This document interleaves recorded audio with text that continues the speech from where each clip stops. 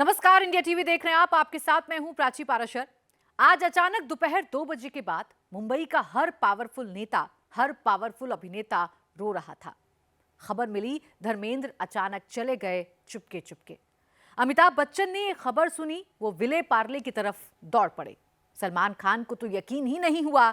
अक्षय कुमार, आमिर खान, शाहरुख खान, मुंबई का हर बड़ा सुपरस्टार धर्मेंद्र के आखिरी दर्शन के लिए निकल पड़ा। देश के प्रधानमंत्री, देश की राष्ट्रपति, यूपी के मुख्यमंत्री, देश के गृह मंत्री, देश के रक्षा मंत्री, हिंदुस्तान के हर लीडर की आंखें डबडबा गईं। नेता हो या अभिनेता, धर्मेंद्र में एक अलग सा अपनापन था। जो मिला वो धर्मेंद्र का हो गया। उसे धर्मेंद्र अपना धर्मेंद्र लगने लगे। आज उसी धर्मेंद्र की 89 साल में यात्रा खत्म हो गई। एक लीजेंड की लाइफ जर्नी का दी एंड हो गया। पढ़ते पढ़ते किताबे जिंदगी, इल्म बस इतना मिला। क्या लेकर आए थे, क्या लेकर जाओगे। फकीर हो जाओ धर्म, वरना हिर्सो लालच भरी जिंदगी है, जी कर भी जी ना पाओगे। अपनी जिंदगी को ऐसे अल्फाज देने वाले शख्स का नाम था धर्मेंद्र सिंह देओल। एक जिंदा दिल इंसान जिसके चेहरे पर हर वक्त हुआ करती थी एक मुस्कान। एक कामयाब अभिनेता, एक कामयाब नेता। फिल्म इंडस्ट्री का धर्म, देश के करोड़ों लोगों का धर्म, आपका धर्म अब हमारे बीच नहीं रहा। वो खुद गुनगुनाता था, अभी न जाओ छोड़कर, लेकिन आज वो खुद ही सबको छोड़कर चला गया। धर्मेंद्र जब तक जिए, हंसते हुए जिए, खुद भी हंसते रहे, दूसरों को भी हंसाते रहे। धर्मेंद्र को कभी किसी ने उदास नहीं देखा। वो अपनी जिंदगी के आखिरी पड़ाव तक यूं ही गुनगुनाते रहे। अपनी जिंदगी के फलसफे अपने ही अंदाज में सुनाते रहे। तुम कहते थे सदा जवान रहूंगा, तुम कहते थे सदा जवान रहूंगा, साया भी बुढ़ापे का आने न दूंगा, चाल में तेरी बांकपन सदा बना रहेगा। अचानक ये क्या हो गया, ऐसे क्यों हो गए तुम, ऐसा तुम्हें क्या हो गया। चौंको नहीं, मैं तेरे सुंदर सपनों में से सुंदर एक सपना हूं तेरा। सपने में भी सोचा न था तुम्हें कभी ऐसा भी देखूंगा। हिंदी फिल्म इंडस्ट्री में धर्मेंद्र की मैचो मैन वाली इमेज ने उन्हें ही मैन का दर्जा दिया। शोले ने बॉलीवुड के महानायक अमिताभ बच्चन को उनका वीरू दिया। बॉलीवुड के आइडियलिस्टिक हीरो से लवर बॉय वाली इमेज तक और एक्शन स्टार से लेकर कॉमेडी तक धर्मेंद्र ने अपनी फिल्मी करियर में हर किरदार को बखूबी जिया, बखूबी निभाया। फिल्म चुपके चुपके के प्रोफेसर परिमल त्रिपाठी और प्यारे मोहन इलाहाबादी को कौन भूल सकता है। चुपके चुपके में धर्मेंद्र और जीजा जी का किरदार निभाने वाले ओम प्रकाश के बीच का वो सीन भला कोई कैसे भूल सकता है, जब धर्मेंद्र की अदाकारी ने सबका दिल जीत लिया। मैंने सुना कि आपकी तस्वीर तकिए के नीचे रख के लड़कियां सोती थी। सुना तो मैंने भी है, लेकिन आपकी खूबसूरती के किस्से सुने। जया बच्चन ने आपको ग्रीक गॉड कहा। दिलीप कुमार जैसा लेजेंड, उन्होंने कहा कि ही मैन है। सब तारीफ तो करते हैं, लेकिन मुझे सुनने के बाद मैं डर जाता हूँ। कॉमेडी पता नहीं क्या है, मुझे बहुत इजी लगती है, तो कॉमेडी में ही सारा कुछ निकल गया। ये भी चली थी पिक्चर, 25 हफ्ते चली थी, बहुत चली थी आपकी ये। और जब आप कॉमेडी करते थे कुछ ज़्यादा ही पिक्चर चलती थी तब। कुछ ऐसा है कॉमेडी, पता नहीं कुछ इसी। मैंने सेल्फ एनालाइजेशन बहुत ज़रूरी होता है कि मेरे अंदर क्या है, कि बचपन से ही ऐसा था, कुछ ऑब्जर्वेशन देख के लोगों को ये कैसे हो रहा है, ये क्या हो रहा है। केसरिया से मन जोगी हुआ रे, दिल झूमे देखो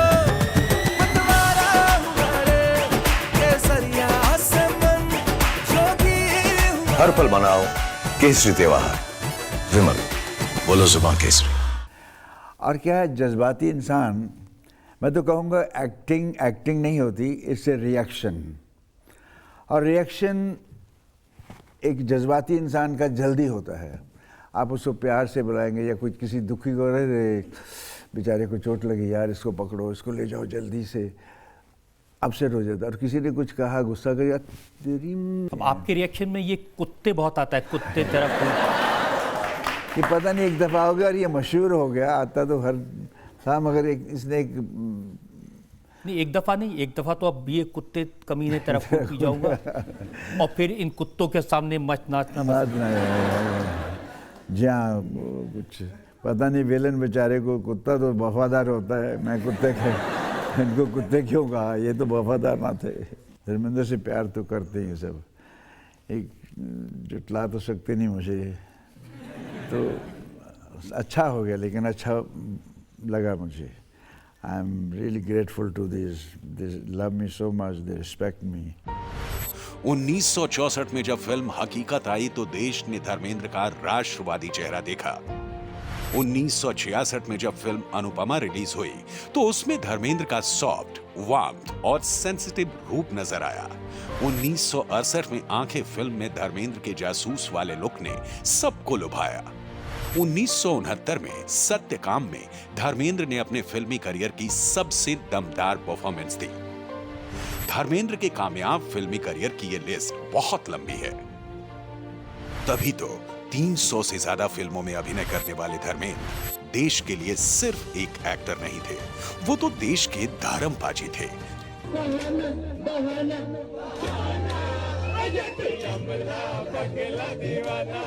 आज भी जब देश के किसी भी कोने में धर्मेंद्र की किसी फिल्म का गाना बजता है तो पूरा देश झूम उठता है।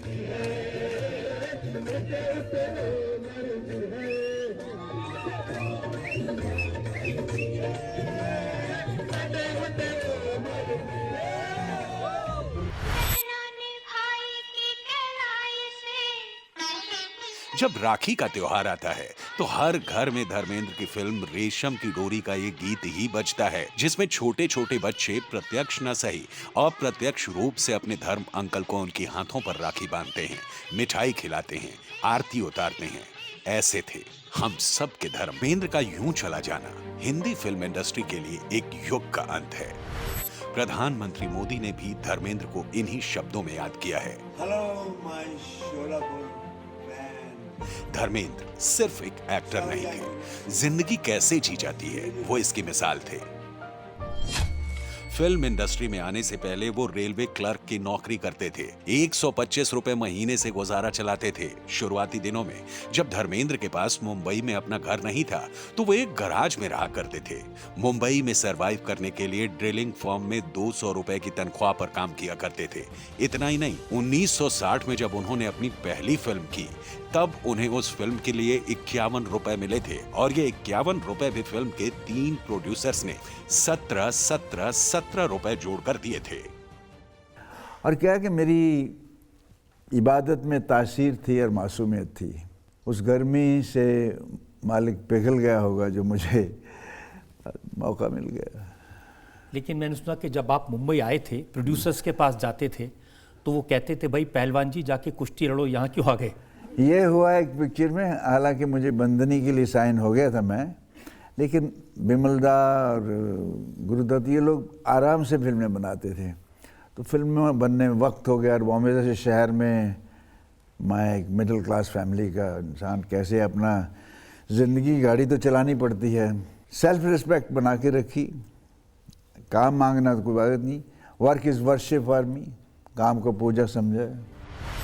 फिल्मी दुनिया से इधर धर्मेंद्र की शख्सियत की सबसे बड़ी बात यह थी कि वो एक सच्चे देशभक्त थे और उनकी देशभक्ति को इस वीडियो से समझिए। साल 2020 में जब प्रधानमंत्री मोदी ने रात 9 बजे 9 मिनट के लिए देशवासियों से घर की लाइट्स बंद करके दिया मोमबत्ती जलाने की अपील की थी, उस वक्त धर्मपाजी ने पूरी की पूरी मशाल जला डाली थी।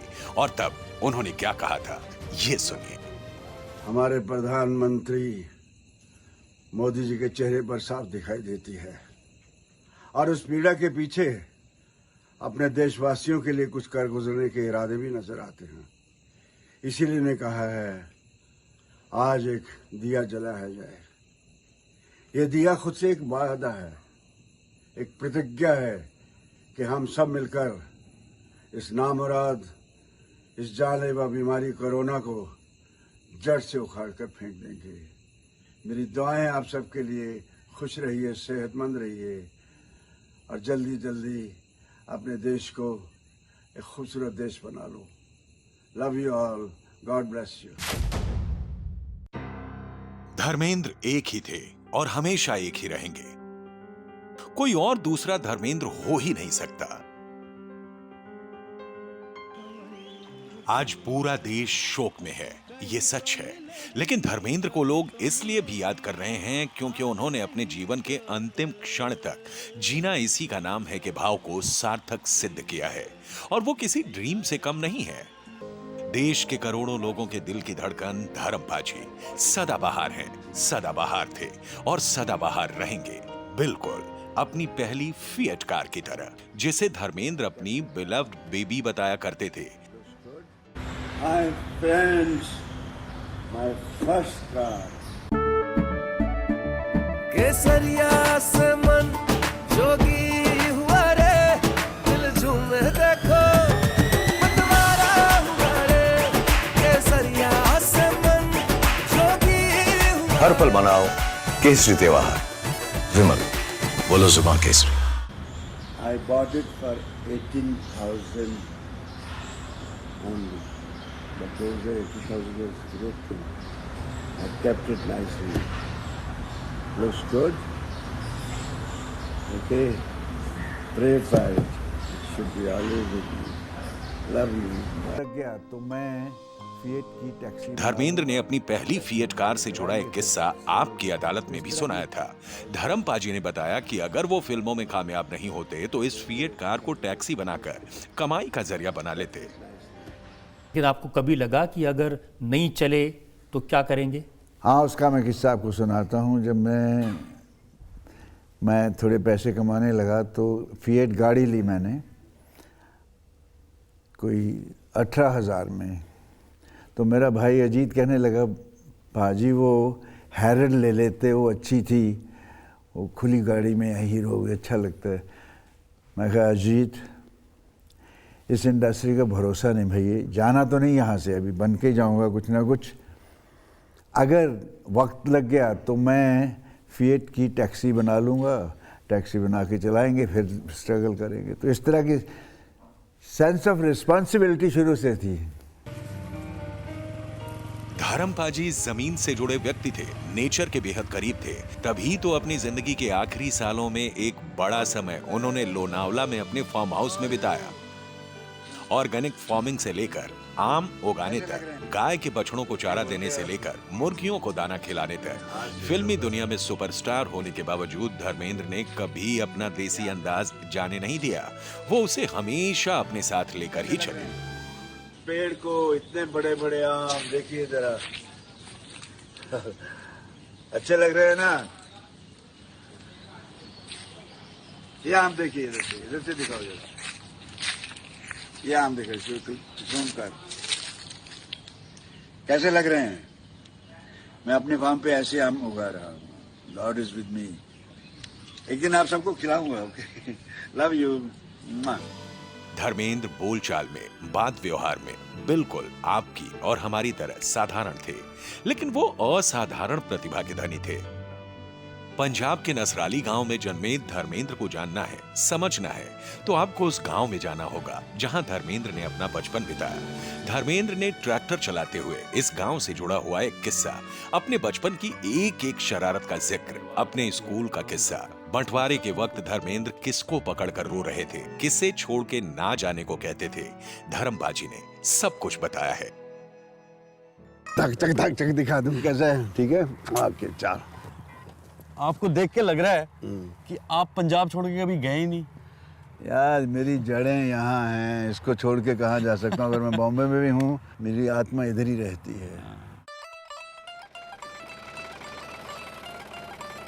आपको हिंदुस्तान का सबसे खूबसूरत नौजवान बनाया। पता नहीं क्या। अभी भी जो हैंडसम का पर्याय अगर खोजते हैं तो आपका नाम लेते हैं। नहीं बच्चे, मैं एम्बेरस फील करने लगता हूँ जब कोई मेरी तारीफ करता है, तो मुझे लगता है मैं भाग जाऊँ।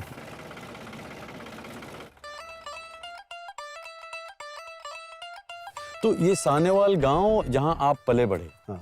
लेकिन क्या आपकी पैदाइश भी सानेवाल की है? नहीं, मैं पैदा हुआ था नसराली नसराली गांव है, लुधियाना डिस्ट्रिक्ट में। जी। 2 साल की उम्र का था और फिर मेरे बाबूजी का तबादला हो गया ललतों। फिर वहाँ से ट्रांसफ़र हो गई हमारी सानेवाल। तो सानेवाल के लोगों ने इतना प्यार दिया कि बाबूजी का तबादला ही नहीं होने देते थे। मैं ये जानना चाहता हूँ, क्योंकि मैं कभी गांव में रहा नहीं, तो गांव में रहना क्या है? बहुत ही खुशकिस्मत हैं वो लोग जो गांव में पैदा होते हैं। कोई मसनूइयत नहीं, कोई आर्टिफिशियलिटी नहीं, इतनी मजबूती देती है आपको। दरख्तों में चढ़ना, पता नहीं कितनी हाइट से हम तालाब में यूं नाक बंद करके धम छलांग लगा देते थे। ये ब्लेसिंग है जो आज भी मुझे इसी का ही देन है। तो मतलब स्विमिंग भी आपने गांव के तालाब में सब सीखी? बगैर घर वालों को बताया नहीं। वो हमारे कपड़ों से पता लग रहे थे आज ये कौन से जौहर में नहा कर आए। ये तो यार सब बदल गया, यहाँ नया पक्का आ गया है। इसी स्कूल में टीचर थे बाबू? इसी स्कूल में टीचर थे। मैं एक दिन पगड़ी बांध के नहीं आया तो मुझे लगा मैं स्कूल मास्टर का बेटा हूँ, शायद मुझे कोई कुछ नहीं कहेगा। तो हमारे मास्टर थे गुलाम रसूल जी, उन्होंने ऐसा डांटा मुझे कि मैं रो पड़ा। बाबूजी को बोला, मैंने बाबूजी मुझे तो मैं पगड़ी नहीं। तो उसने क्या डांटना था जो बाबूजी ने मुझे डांटा के उल्लू के पट्टे, चल घर जाके पगड़ी बांध के आ। 8th में था जब ये पार्टीशन हुआ है। तब मेरे दोस्त थे अब्दुल जब्बार, अकरम, हम लोग इतने प्यार से रहते थे, कुछ भेदभाव रत्ती भर नहीं था। तब अब पार्टीशन की बात से लर्जा सा अजीब सी हालत हो जाती है यार। हमारे रुकनुद्दीन मास्टर जो थे, जब जा रहे थे बाजार से, एंड में सर नीचे झुकाए हुए, तो मैं जाके लिपट गया उनसे, रो पड़ा मैं। आप छोड़ के क्यों जा रहे हैं मास्टर जी, मत जाओ। बोले नहीं बेटे, हमको जाना ही पड़ेगा। यही एक दीवार है बची, बाकी सब कुछ तो नया हो गया।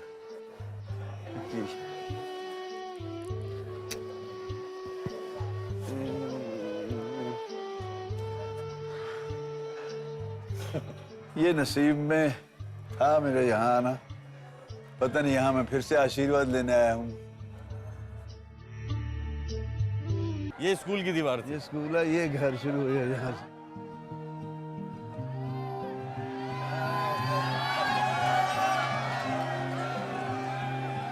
ये है घर।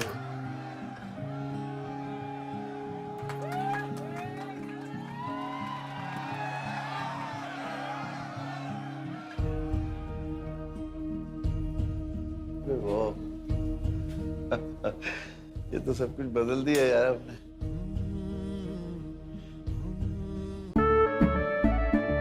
केसरिया से मन जोगी हुआ रे, दिल झूमे देखो मतवारा हुआ रे। केसरिया से मन जोगी हुआ। हर पल मनाओ केसरी त्योहार। विमल, बोलो जुबान केसरी।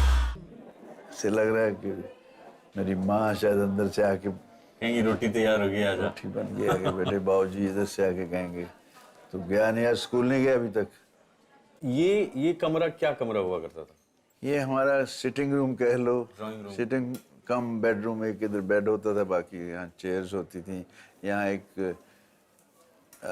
ड्रेसिंग टेबल थी, उसके शीशे में मैं देख के कभी कभी कहता था अपने बाल यूं करके, मैं दिलीप कुमार बनना चाहता हूँ। इसी घर की छत पर रातों को सितारों में टिकटिकी बांधे मैं अपने इस हसीन मुस्तकबिल को तलाश किया करता था। लौट के इस घर में आए हैं, ये घर कुछ तो बातें कर रहा होगा आपसे। मत पूछो, मैं रो दूंगा यार। क्योंकि हम सब क्या जानना कह रहा चाहते है, हैं। मैं उसको पिए बैठा हूँ, मैंने उसको यूं करके बैठा हूँ।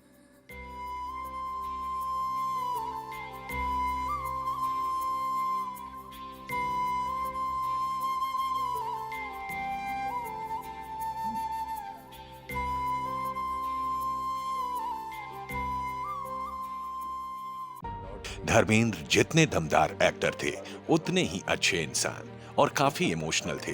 वो देश की मिट्टी से जुड़े हुए थे।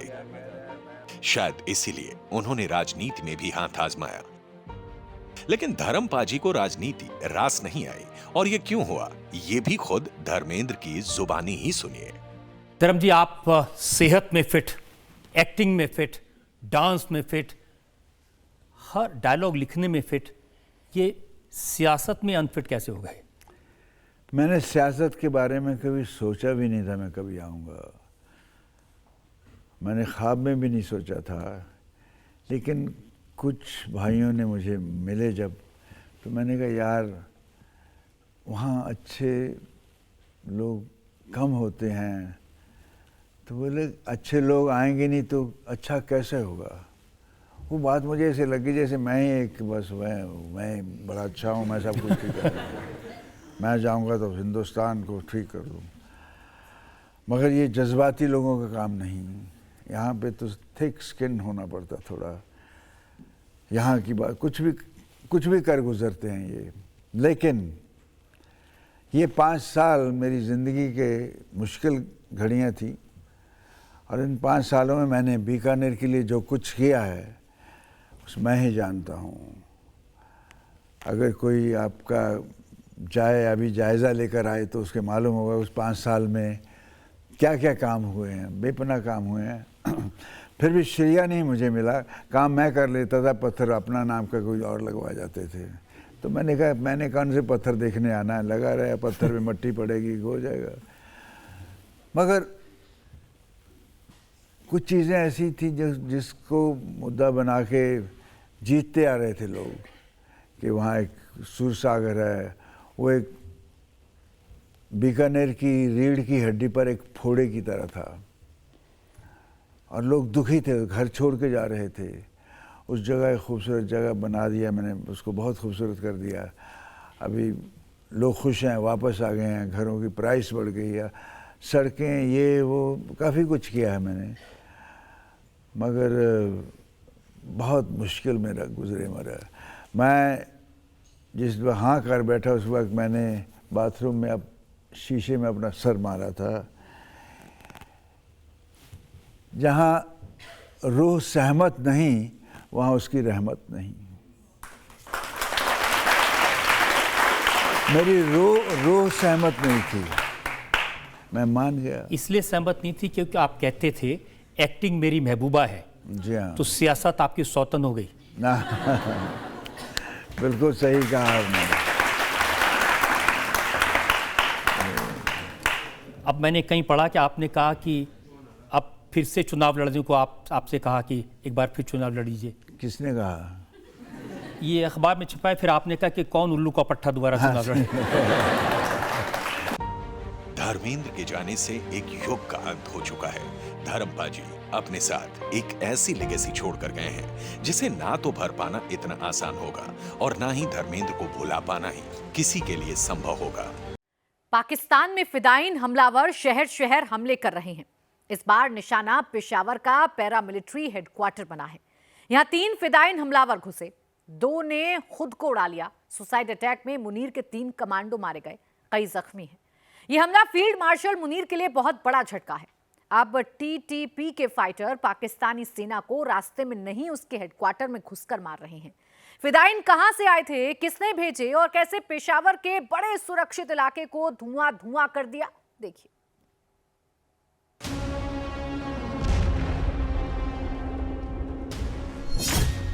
पाकिस्तान में आत्मघाती हमलावर धमाके कर रहे हैं।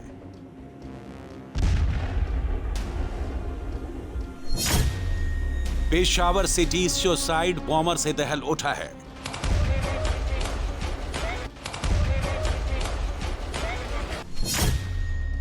फिदायीन हमलावर पुलिस हेडक्वार्टर में घुसकर मार रहे हैं।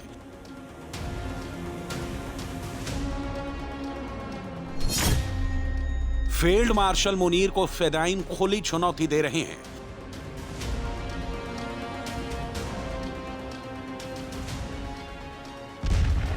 पाकिस्तान की सड़कों पर आतंकवादी खुलेआम बम बांधकर घूम रहे हैं। वो जहां चाहते हैं वहां हमला कर देते हैं, जब चाहे तब हमला कर देते हैं। पुलिस का हेडक्वार्टर हो या सेना का काफिला, फिदायीन जहां चाहते हैं वहां धमाका कर उड़ा देते हैं। मुनीर उनका कुछ नहीं कर पा रहा।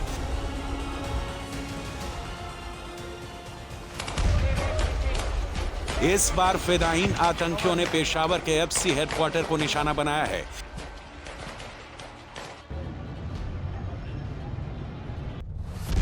यहां 3 फिदायीन घुसे, एफसी हेडक्वार्टर पर 2 धमाके किए।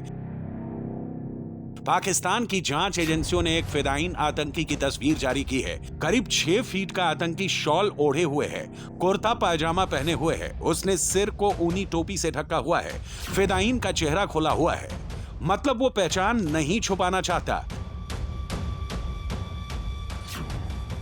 अब उस फिदायीन की एक और पिक्चर देखिए जो दूसरे कैमरे पर कैप्चर हुई है। इस पिक्चर में वो गेट पर दीवार के सहारे खड़ा दिखाई दे रहा है। उसका चेहरा एकदम शांत है, चेहरे पर कोई डर या जल्दबाजी नहीं दिखाई दे रही। फिदायीन की ये तस्वीर सीसीटीवी में सुबह 8:07 पर कैप्चर हुई है। इसके करीब 3 मिनट बाद यही फिदायीन फेडरल कॉन्स्टेबलरी हेडक्वार्टर के गेट पर तैनात सुरक्षा कर्मियों के बेहद करीब दिखाई दे रहा है। इस दौरान एफसी हेडक्वार्टर के सामने वाली सड़क पर ट्रैफिक सामान्य है, गेट पर सुरक्षा कर्मी खड़े हैं। किसी को अंदेशा नहीं है कि अगले सेकंड वहां क्या होने वाला है। तभी बाइक पर 2 लोग और आते हैं। पाकिस्तान की जांच एजेंसियां इन्हें संदिग्ध मान रही हैं। ये दोनों भी फिदायीन आतंकियों के सहयोगी हो सकते हैं। करीब 8:10 के आसपास दोनों बाइकर वहां खड़े पुलिस कर्मियों से कुछ बातें करते हैं। बाइक में बैठे दोनों ही संदिग्ध जैसे ही तेज रफ्तार से आगे बढ़ते हैं, कैमरे से ओझल होते हैं। उसके ठीक चंद सेकंड बाद पुलिस के पास शॉल ओढ़कर खड़ा फिदायीन गेट की तरफ बढ़ता है और तभी जोरदार धमाका होता है। फिदायीन खुद को उड़ा लेता है। धमाके के समय दूसरे गेट पर लगे सीसीटीवी में कुछ और तस्वीरें कैद हुई हैं। करीब 8:11 के आसपास दूसरे गेट पर एक बुजुर्ग शख्स छड़ी लेकर अंदर आता है। उसी के 3 सेकंड बाद एफसी हेडक्वार्टर के पास साइकिल स्टैंड में धमाका होता है। धमाका होते ही गेट के बाहर खड़ा एक सुरक्षा कर्मी जमीन पर गिर पड़ता है। धमाके के शोर से उसके कान फट जाते हैं। वो दोनों कानों को दबाए हुए अंदर आता है। पीठ पर बम से निकले स्प्रिंकलर लगने से वो ज्यादा दूर नहीं चल पाता, गेट के अंदर ही कराता हुआ फैल जाता है। हैरानी की बात यह है कि अंदर खड़ा सुरक्षाकर्मी उसका हाल तक नहीं पूछता, उसे छूने की जहमत नहीं उठाता, बल्कि वो खुद डर कर बिना गेट बंद किए ही अंदर भाग जाता है। घायल सुरक्षाकर्मी भी किसी तरह उठता है और अंदर भागता है। इसके बाद 2 फिदायीन एफसी हेडक्वार्टर में अंदर घुसने की कोशिश करते हैं। वहां मौजूद सुरक्षाकर्मी एक फिदायीन को मार गिराते हैं, दूसरा साइकिल स्टैंड के पास पहुंचकर खुद को उड़ा लेता है। 2 फिदायीन धमाकों में फेडरल कॉन्स्टेबलरी के 3 कमांडो मारे जाते हैं। करीब 10 लोग घायल हो जाते हैं।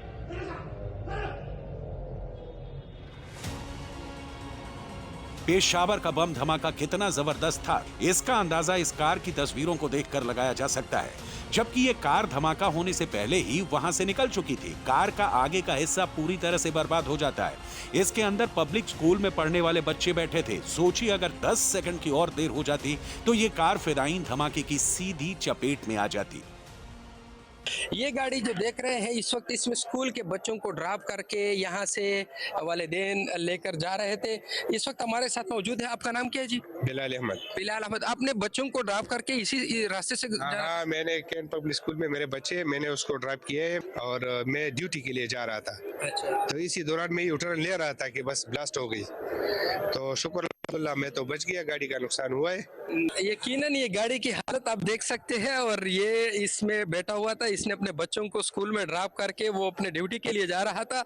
इसकी कंडीशन को देखिए और वो बिल्कुल सही सलामत है। और ये वो एफसी हेडक्वार्टर है, अगर मेरा कैमरामैन आपको दिखा सके, ये एफसी हेडक्वार्टर है जिसमें 3 खुदकश वो जो मालूमात है उसके मुताबिक पैदल थे, वो अंदर दाखिल होने की कोशिश कर रहे थे। लेकिन चूंकि यहाँ पे सिक्योरिटी बहुत सख्त होती है, यहाँ पे भी सिक्योरिटी एहलकार तैनात होता है और गेट के करीब भी होते हैं, तो इस वजह से अंदर जाने में उनको दिक्कत थी। तो सबसे पहले उन्होंने खुद को ब्लास्ट किया और खुदकश हमला किया। खुदकश हमले के फौरन बाद 2 जो सुसाइडर थे वो अंदर दाखिल हो गए, लेकिन अंदर फिर एफसी के एहलकारों ने और बाद में पुलिस की भी बारी नफरी पहुंच गई, तो उन्होंने दोनों खुदकश हमलावरों को मार दिया। तो इस तरह 3 खुदकश हमलावर इसमें मारे गए और साथ साथ यहाँ पे 3 एफसी के एहलकार भी शहीद हो चुके हैं। अब सवाल उठता है कि पेशावर के फिदायीन हमलावरों ने कहां बम छुपाया था और कैसे उसे उड़ाया, जो वहां खड़े सुरक्षाकर्मी भांप तक नहीं पाए।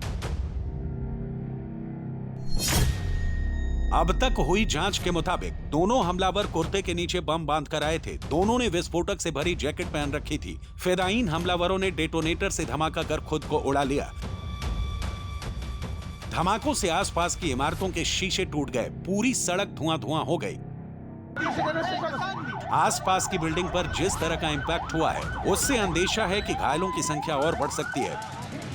पेशावर के अस्पतालों में सरकार ने इमरजेंसी घोषित कर दी है। ज्यादातर घायलों को पेशावर के लेडी रीडिंग अस्पताल और टीचिंग हॉस्पिटल में भर्ती कराया गया है। जी बताइए, आपका नाम क्या है और क्या आपने देखा? खाना में जख्मी हूँ, मेरे अंदर चरा घुस चुका है इधर जाना। रिस्क वाले पट्टी किया, मैं यहाँ से निकल के सीने चरा हो जाना, ये चरा निकलने के लिए। हुआ क्या था इससे उधर? ये हुआ कि ब्लास्ट हो गया। ब्लास्ट के पास जाना, बंदे से और कपड़ों में जाना, किसी गली से निकल के आ गए, भाग गए। हमने कहा कौन लोग थे? उनके साथ असलहा था? कोई हथियार उसके हाथों में थे। और फिर अंदर चले गए? ये हमने कुछ भी नहीं देखा। हम जाना उधर गिरे हैं और गिरने के साथ हम भी वापस भाग कर आ गए। ये मैं सरकारी बंदा हूँ और मैं जाना अभी ये रिस्क वाले करे कि मूवमेंट नहीं मेरा, मेरे जाना दर्द हो रहा है। कितने बंदों को आपने देखा है कि वो अंदर दाखिल हुए? 3-4 बंदे थे। 3-4 बंदे।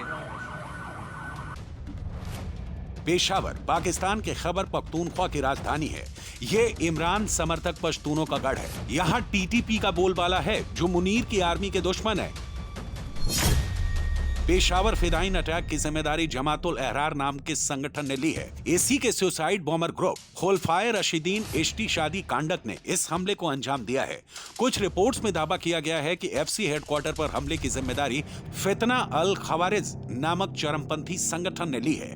जमातुल और फितना दोनों का संबंध टीटीपी से बताया जा रहा है।